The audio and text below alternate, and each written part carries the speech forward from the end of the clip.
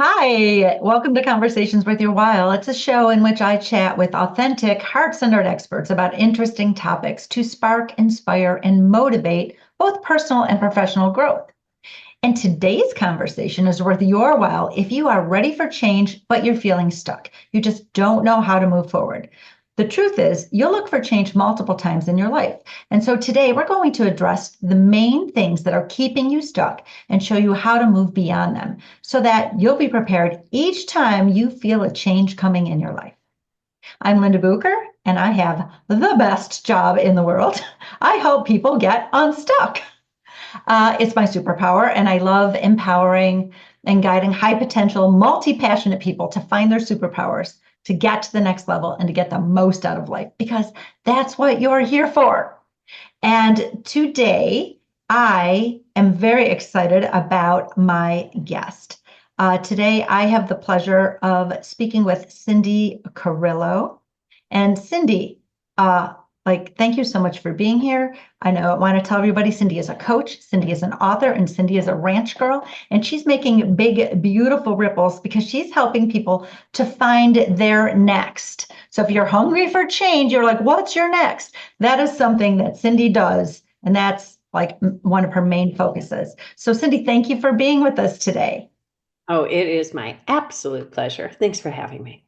You're welcome. Can you just tell us tiny little bit more about what you do, who you serve, how you're making these big, beautiful ripples that you're making? Sure. Well, I was an entrepreneur, grew a company for well over 20 years, sold my company, and found myself in the position of trying to figure out what was next and made a big lifestyle change. So I went from being a CEO and a city girl to buying a 35-acre ranch in southwest rural Colorado and really redefining my life and my lifestyle and the work that I do, which is now coaching individuals who are looking for their next. It's fabulous. It's fabulous. I think we all find ourselves in the place often of knowing that we are ready and craving a change. And I remember when it happened to me, it was a physical, I had a lot of physical symptoms of like being in the wrong life, the stress symptoms that catch up with you. And I was self-sabotaging. I was showing up at work later and later every day instead of being on time because my essential self was like, no, don't make me go, you can't go, it's not right for you. So like the true me was punching her way out. She was kicking and screaming like, I got to find what's right for me. And so no matter what your catalyst is, when you know it's time. Right? Definitely. And then what happens? The next thing you say is like, well, I don't even know what it is. How can I make a change if I don't know what it is? So we end up being stuck. So let's start talking about why we're stuck. Go ahead. Absolutely. So I think the first thing that hits us when we've got this understanding, basic understanding we need to make a change, is that feeling of being stuck comes from, honestly, a fear of the unknown. We Mhm. don't know and we don't have all the answers. So we let that build into this fear that we have of, I can't move forward. So we look at this fear of the unknown, this standing, if you will, on the edge of this deep, dark abyss. And we look down, and all we do see is darkness. And honestly, who the heck wants to jump into that? Right? So we feel blocked. We feel stuck. Like, I'm okay. I guess I need to stay where I am rather than jump and take that big risk.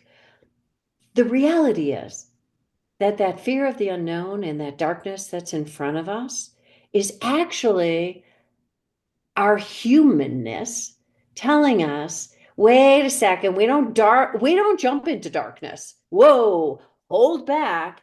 You've got a lot of questions and you have a need for information to shed some light on what's in front of you. What are the possibilities?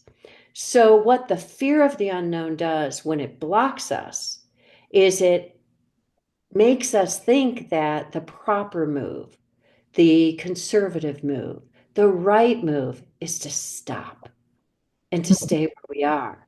When in reality, it's our protective nature just pointing out that we don't know enough, that we actually have to begin the quest of change by searching out information and answering important questions that will shed light on the path for us to move forward.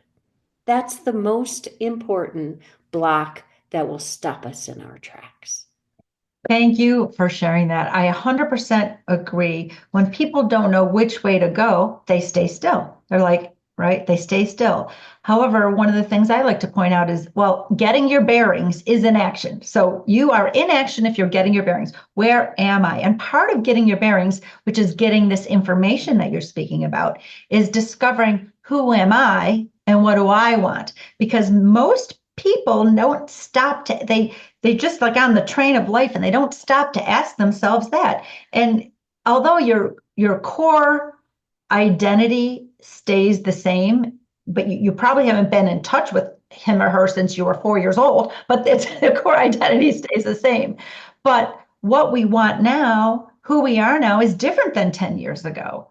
Absolutely. And so one of the first pieces of information that is so important to get is who am I now and what do I want now? I'm going to give myself the intentional time and attention to answer those questions because the more you get to know yourself, the more you can the more light you're shedding into that dark abyss that you're saying. And so then it's not so much of I'm jumping into the dark. I get to know myself a little bit more. And it helps us to narrow possibility because one of the things that I know with my clients, they find to be so shackling or so terrifying isn't only the jumping into the abyss. It's the when people tell them, oh, the sky's the limit, they're like, oh, thank you so much. Now I'm never going to be able to choose. Right? So getting to know yourself is a very important step for narrowing.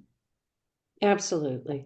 I think that a wide open possibility thing that you can do anything you want, which is where I was when I sold my business. I mean, the world was open to me, but that was almost paralyzing. Yes. And I think we find, and that doesn't make any sense because we're like, oh my goodness, I finally have all the choices and I can look forward and it's on me, man. I can choose when in actuality, we have no criteria to base that decision or that choice on. So I agree with you wholeheartedly that this is an opportunity. When you find yourself blocked with the fear of the unknown, you know you want to make a change, but there's so many unanswered questions that it is the quintessential opportunity we can take to explore more about what's important to us. And I use that versus what do you want? Because what do you want is such a loaded question. What do you Yeah. mean? It's too wide open, right? It's like, oh my goodness, I have all of these options. So rather than say, for me, it wasn't helpful for me to say at that moment in my life, what do I want? Because it just exploded open to the stars. It was, oh my goodness, at this point in my life, where I am right now, what's important to me? What are the values? What are the components of life, of work, of my relationships, of my lifestyle? What do I want to live? So it's that want word, but it's framed in a question of what's most important to me. Because Mm. then I could start to make decisions based on that criteria. Absolutely, 100% agree. One of the things I always take my clients through is we're going to find your top 5 non-negotiables, and it's okay if it's a top 10 list. It doesn't matter, but these are your non-negotiables, and this is based Perfect. on what's important to you, what your values are.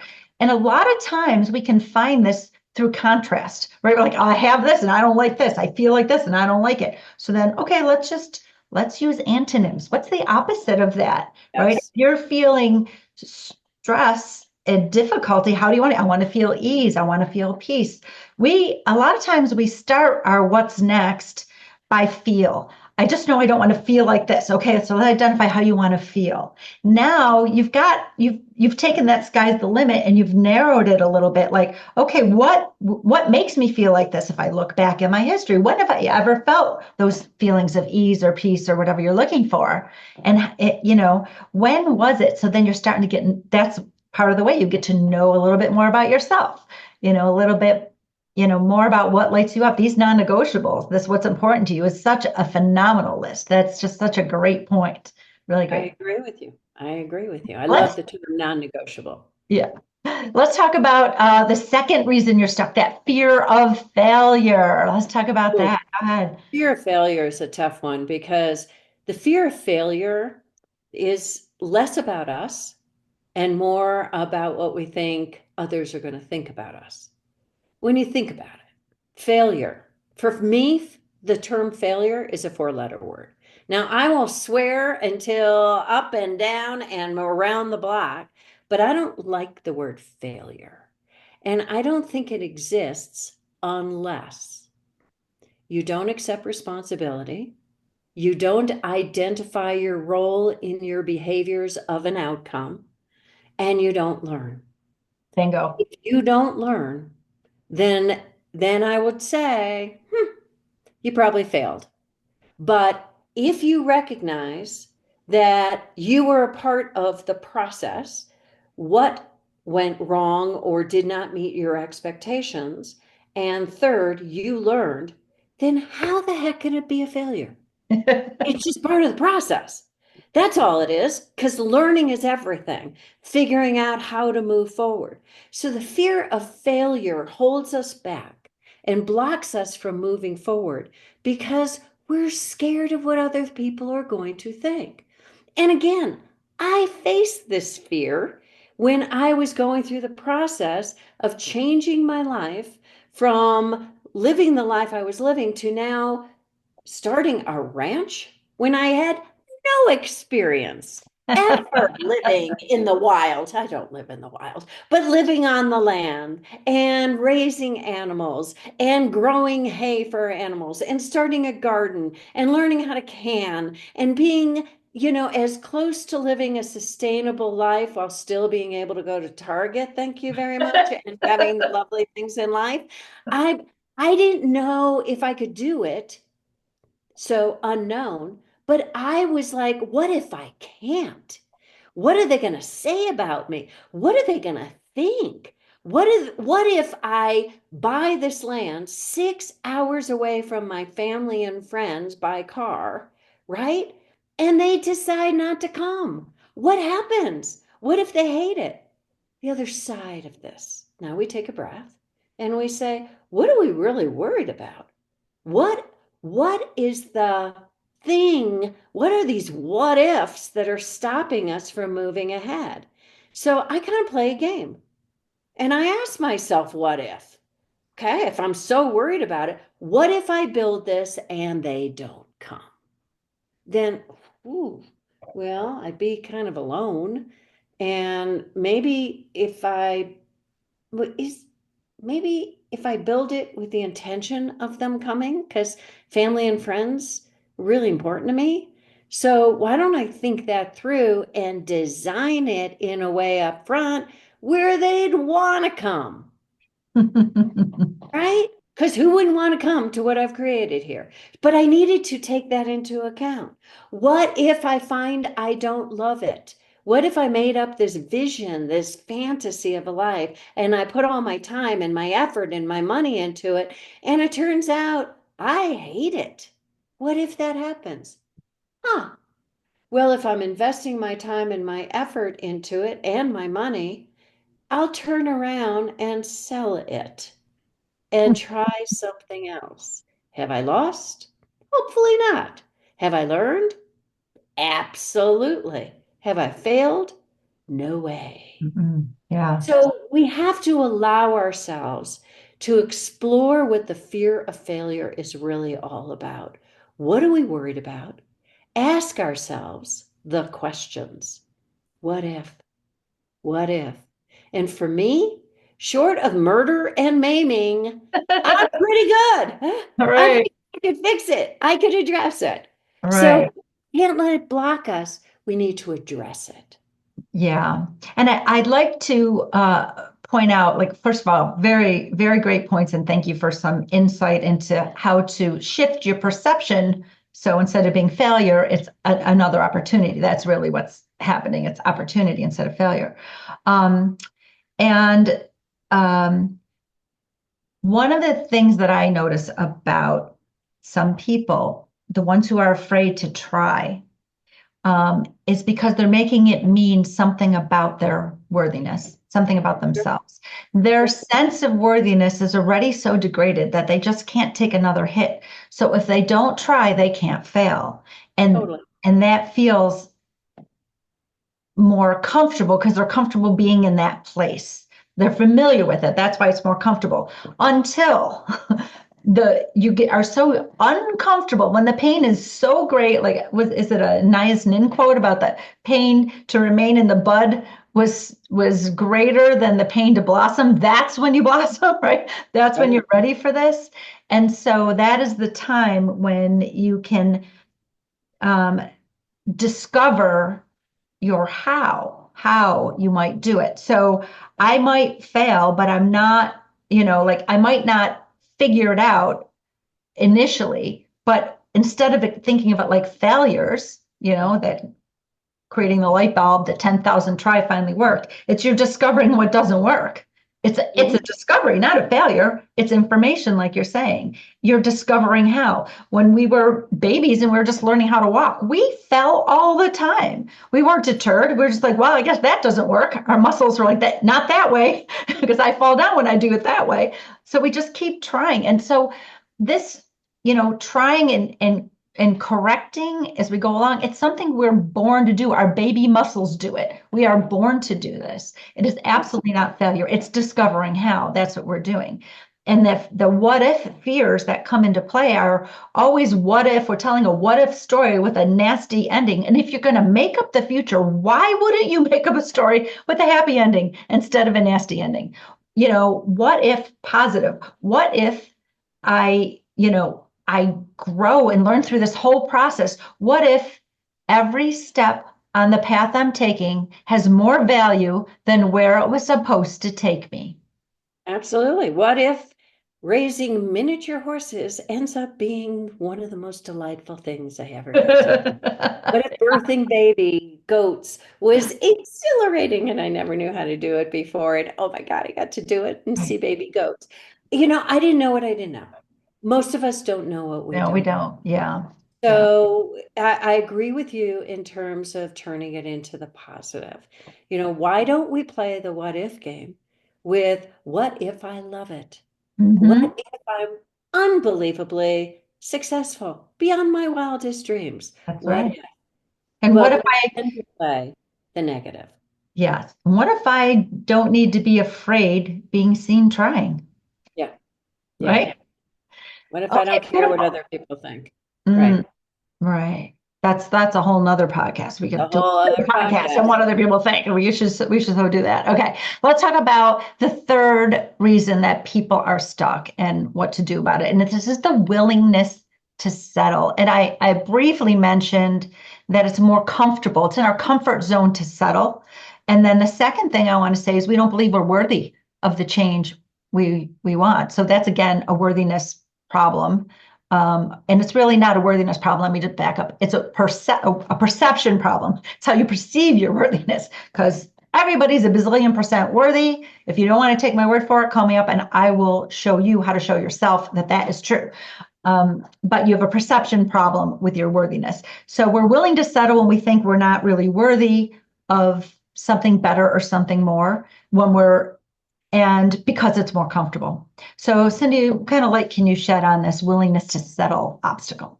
Well, I think it's the most insidious of the blockers to change is when we feel like the time and the effort is going to be greater than the gain of the change. Mm, And we talk ourselves into it. So maybe this happens in relationships and jobs more than anything.